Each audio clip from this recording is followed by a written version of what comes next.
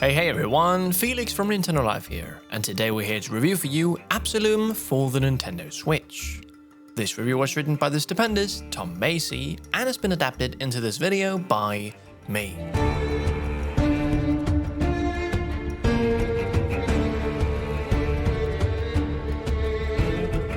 Absolum is the brainchild of Dotemu, Guard Crush Games, and Supermonks, collaborators largely responsible for bringing about the renaissance of the scrolling beat-em-up with Streets of Rage 4 and Teenage Mutant Ninja Turtles Shredder's Revenge. Dotemu's first original IP, Absolum, is a rogue 'em up, inspired by Capcom's Dungeons & Dragons arcade games, Dead Cells, Golden Axe, and most prominently, Vanillaware's Dragon's Crown.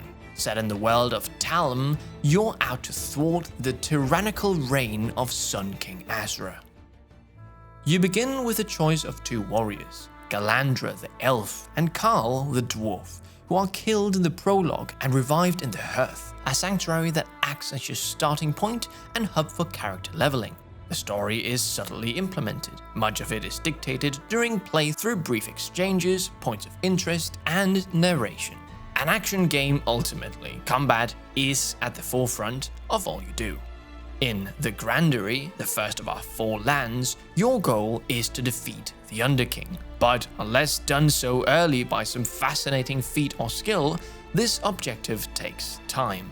Initially, there are only 2 paths, either along the seafront or through the forest, and at the start of each run, you equip an Arcana, super attack, from those you've unlocked. During your journey, new map points and alternate routes open up, tied to various sub-mission opportunities. Absolum is a game where you make some headway, die in battle, and repeat from scratch, incrementally strengthened. It requires you to travel its paths over and over again, acquiring gemstones and points to be spent in the Hearth on upgrades. Before long, other characters join your party, like Cider, and each character has a unique style. Sword-wielding Galandra is slow but balanced, the powerful dwarf fielding a ranged special, and Cider weaker but deadly fast. Each is finely balanced to allow you to get the most out of them, and you can choose to focus on one or all to work out the pros and cons. Your entire group benefits from permanent upgrades like increased power, health, special move stocks, and additional Arcana attacks. To increase your chances in each run, you collect rituals, trinkets, and inspirations, randomized pickups that grant effects and boost your character's strength. Rituals bolster combat with fiery rings, electric charges, and damaging waves. Trinkets offer physical advantages like reduced damage, improved speed, and inspirations can grant entirely new combat maneuvers, normally appearing after a boss fight. When you die, all of these bonuses are wiped, but the quality of rituals improve with progress, increasing in power, rarity, and function from the outset. Combat-wise, Absolum is as smooth and enjoyable as one would expect, further evolving a genre that was once thought played out. The battling is furious, combo-rich fun, and full of variety. Breakable and throwable objects are scattered all over the place, from arcing axes to hefty grenades, and golden axe-style beasts can be ridden into crowds or positioned to spit fireballs. Cash too plays a part, allowing you to buy trinkets from vendors in towns. You can't store any usable or consumable items in a menu, riding the action of pauses. This, however, makes the discovery of food in scattered book mounds or leafy bushels all important, increasing the challenge somewhat.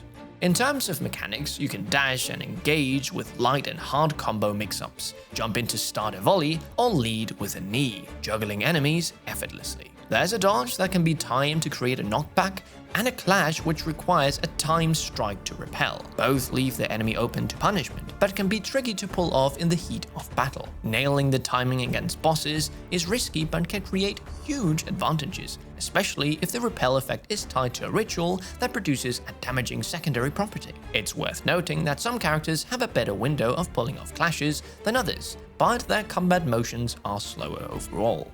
Absolum is extremely well defined. It's a project where the combat processes and progression were clearly structured long before the first code was written. It may not be as immediately accessible as Shredder's Revenge, but it's twice as clever and, by design, far more replayable. The roguelite elements offer subtle background randomizations, rearranged enemy formations, and a one-eyed rabbit in the background denotes hidden areas to find, usually revealing treasure. The Grandery feels initially restrictive, a grinding area where you learn combat, leveling, secrets, map expansions, and the functions of the game's myriad passive power-ups. Yet, leveling up your team and acquiring increasingly interesting combat augmentations fosters encouraging addictive momentum even after countless runs. Exploring the map is enjoyable despite the repetition, mostly thanks to the superb combat, and by the time you fell the Underking and crossed the sea to the swamplands, it suddenly starts to fly. In some cases so quickly, the pacing can feel slightly lopsided.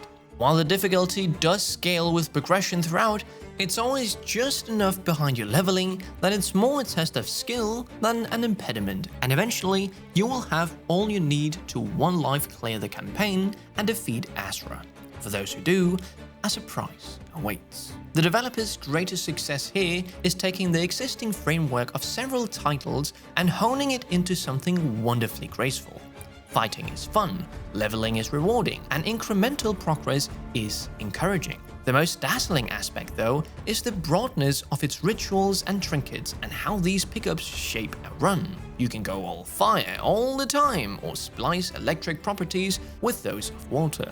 Rituals can bolster Arcana with secondary attacks or off the back of successful dodges. Trinkets too can be stacked in power, allowing you to fortify your defenses so you barely take damage, or make even the slowest characters blazingly fast. In one run, after collecting trinkets that tripled any throwable and then boosting their power several times, the Underking was almost completely destroyed by a collection of lobbed rocks. It's this kind of malleability and unpredictability that makes Absolum so interesting to return to, and far deeper and more varied than the likes of Dragon's Crown. A single run in the Grandery is approximately 15 minutes, and you can reach the Underking quickly or lose just as fast. By the time you're in the second or third area, this runtime is more than doubled, and a total playthrough takes around an hour. Raw combat skill won't always grant a victory unless you're sufficiently leveled up, and unlike the beastly lairs, vampiric castles, and set-piece events of Dragon's Crown, Absolum's world is more general, joined together through familiar paths and backdrops that stay fast to their theme. Depending on your mileage, this is either a plus or a minus. Absolum is a great game in single player, allowing you to pay to recruit help along the way and giving you plenty to see and do, while the multiplayer experience, either local or online, really excels. Finely tuned with rollback netcode and allowing you to configure your own frame delays from the options, joining up with another person is quite the adventure. One thing that's difficult to fathom though is why there isn't a 4-player option. There are points where you can recruit multiple hired hands into a busy area, the screen ablaze with sprites, and the processing is completely unfussed. Graphically, it's beautiful end to end, with a distinct bold cartoon style and a stable 60 frames per second. It's clean in its visual nature, opting for picture book flat overshaded fantasy grit, but this works well in busy screens with multiple battling sprites. Its clash effect, critical hit slowdown, and magical elements all look great too. Musically, it's very impressive, with a ye olde English-style set of flute-backed motifs scored by Mick Gordon of Doom fame. It swells nicely at boss encounters and is very cinematic, seamlessly building from the soothing to the thunderous. One of the only things that irks is the voice acting. It's all English all the time, in keeping with elements of medieval fantasy. Some, like the dwarf and certain NPCs, are all acceptable, but other primary characters seem lacking in professionalism. This isn't a major issue, just one that could have benefited from more direction. While some character actors are working to fit with the medieval period, others are delivering dialogue like it's a present-day exchange over coffee.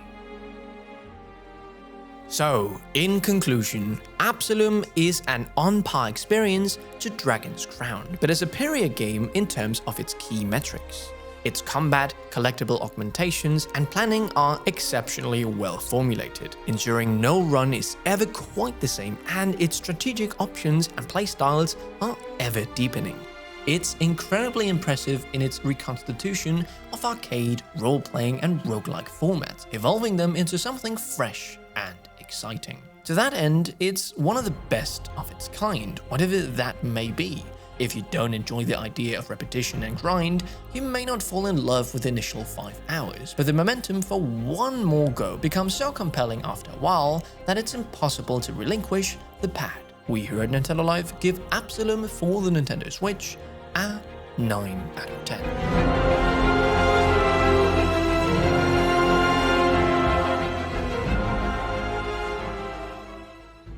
And now with the review done, it's time for Felix's personal thoughts.